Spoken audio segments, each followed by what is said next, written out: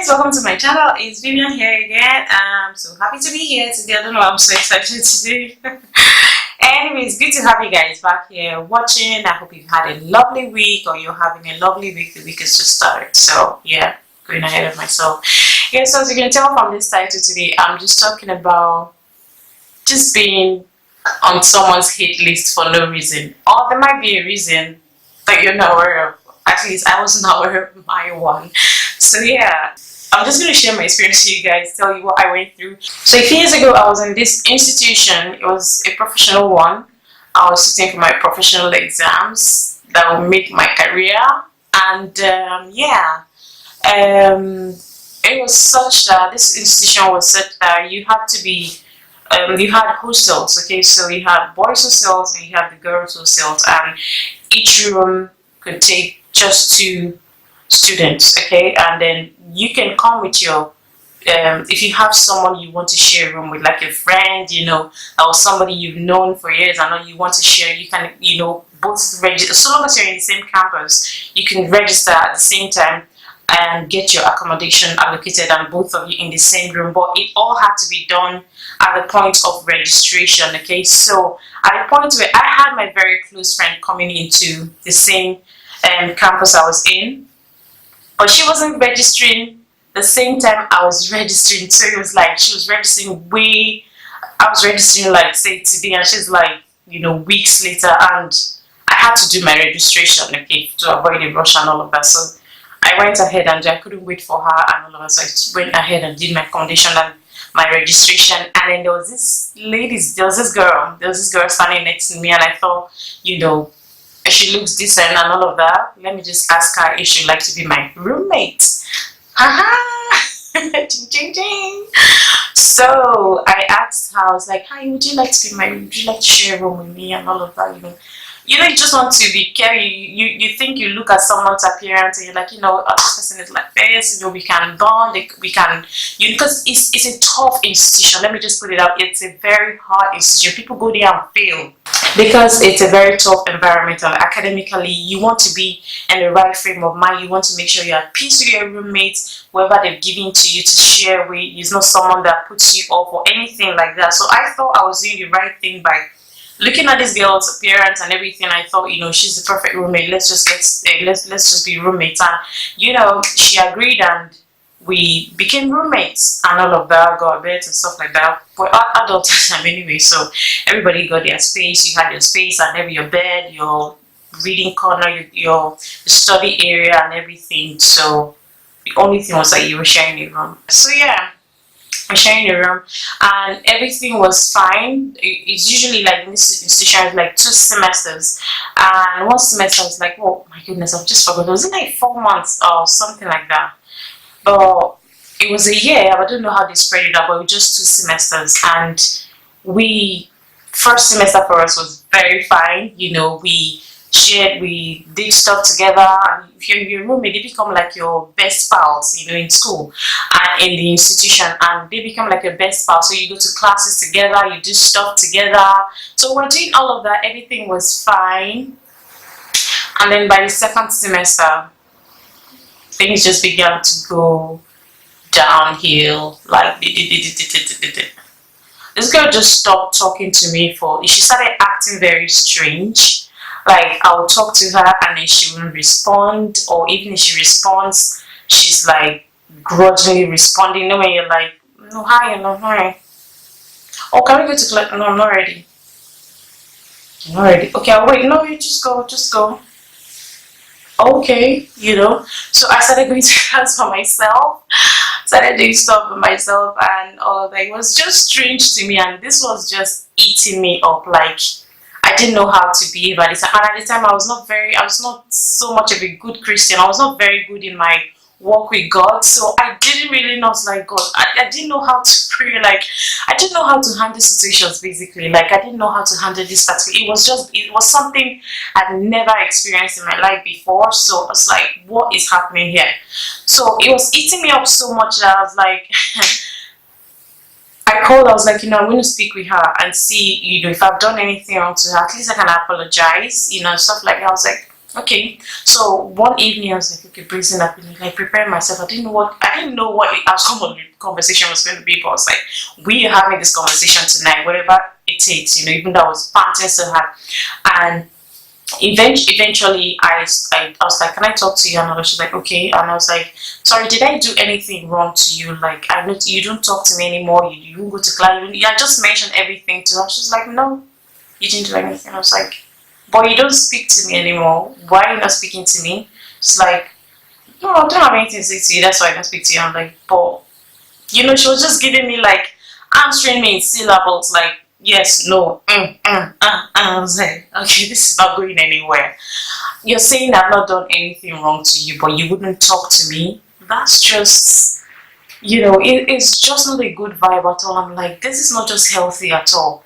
It went on like that conversation, safe to say, went nowhere. Like I just wasted my breath because she wasn't having it. She wasn't ready to have any sort of conversation with me whatsoever. She was like, just her face was just like, go, move, And then she became friends with some other girl that was in another room on top of us, like the next story, like upstairs and all of that. She became friends with her. That one come to my room and obviously giving me the cheek, like just behaving strange to me. I'm saying hello to her. She's like, I'm like, what are these people going on about? What are they talking about me behind my back that I don't know? I don't even know them from anywhere. So it's not like you know stuff about me and I'm going to use it again. I don't know you from anywhere. We just met here. So what's all this strange behavior? Right, so this went on for, a while. And like I said, we stopped going to class together. Everything just, just kind of caught up and all of that. Like, one day I just sat myself down and gave myself real talk. I was like, listen, my dad just paid like major coins for me to be here. Major coins. School fees were not cheap. Like they just paid major money for me to be here. And I'm not about to allow anyone get into my mindset and just mess me up that I'm unable to read. Things like that can just so upset you. Like studying becomes such a big deal. Like you can't study, you're studying, you're not understanding because you're worried about what's happening in your room and stuff. And I was like, I'm that kind of person. Like if the atmosphere is not clear, I don't feel good in that sort of environment. So I wasn't reading. I was reading, but it was like I was just moping on my books. And this is like, oh come on, if you fail here, my village people were waiting for me. So it's like you cannot afford to come here and fail. Everyone is waiting for me at home. Like my clan, my village people, they're all waiting to see whether I fail or pass. The ones that want to laugh at you and the ones that want to, cry with you or whatsoever. I was like, nobody's going to laugh at me in this situation. I am going to advise myself. So what I did one day, everything was fine. The good thing is that everything, I still used to say hello to her. Whether she said hello to me or not, I still used to say hello to her. I was still saying hi to her and stuff like that, but we weren't really chatting. So one day after lectures, I just came back to the room without warning. I opened my wardrobe, my closet, my wardrobe, and then I began to pack my stuff. I packed my clothes, I packed my books. I just basically did a clear out, packed everything, and there's this girl that helps. You have helpers around in the hostel, like villagers that come to help and all of that. I called this helper, this girl that was helping us, like, now begin to transfer these things to my car, take them to my car. And she was taking stuff to my car and I was taking stuff, and she was like, auntie, what's the problem? Why are you leaving? I was like, no problem. No, I just feel like, going home. I just came up with something, like I wasn't going to tell her anything about this girl. I was like, no, I'm just leaving this place. I don't want to stay here anymore. But auntie, you're supposed to stay here. Is anything? I was like, don't worry yourself, I'm not staying here again. It just put me in a very polite way. I moved all my stuff away from the room, and the school was such that you cannot sign out, you can't hand in your mattress and stuff like that to the authorities until after exams. Okay, and we still had like 2 months to go to exam and all of that, so you can't sign out until after your exam. So I was stuck. I just left. I packed everything, but I wasn't staying in this room because I would rather someone told me this girl told me I did something wrong to her and she's behaving this way to me. That way I know that yes, okay, I've apologized and she's not accepting. But this just like, I've not done anything to you and you're treating me the way you are, and this is just a very toxic relationship for me. I cannot stay in this environment. Like, I'm not staying here at all. I cannot trust. I don't feel safe being in this environment. It's so big. I felt like I was in danger. Do you understand what I mean? So it's very, someone tells you that you've done something wrong to them, that you've not done anything and they're just mad at you. They just don't want you in their space. So what's the point staying in the same space, breathing the same? I'm like, nah, I'm leaving this place. I'm out of here. Like, so I moved all my stuff out. And my room, the rooms in the hostels were built in such a way that you had 4 rooms basically, no, 2 rooms sharing the toilet and the bathroom, but demarcated by a fence. So you have 2 girls in another room and 2 girls in my room, but there's a common toilet and bathroom for all of us. So I went to them and I said to them, just out of courtesy, I went to them and I said that I'm leaving. I'm not going to be here anymore. Moving my stuff home and all of that. And they were like, oh, why are you leaving? And I was like, well, I didn't give them any reason because I didn't want them to have any perception of her. I want them to experience her for themselves, but not me going to say she did this, she did that. No, I don't even know these other 2 girls that well from anywhere, so why should I be telling them about this girl? So all I just, it's just out of courtesy and say, you know, if you don't see me off on here, it's because I've left. You know, that's all I was doing.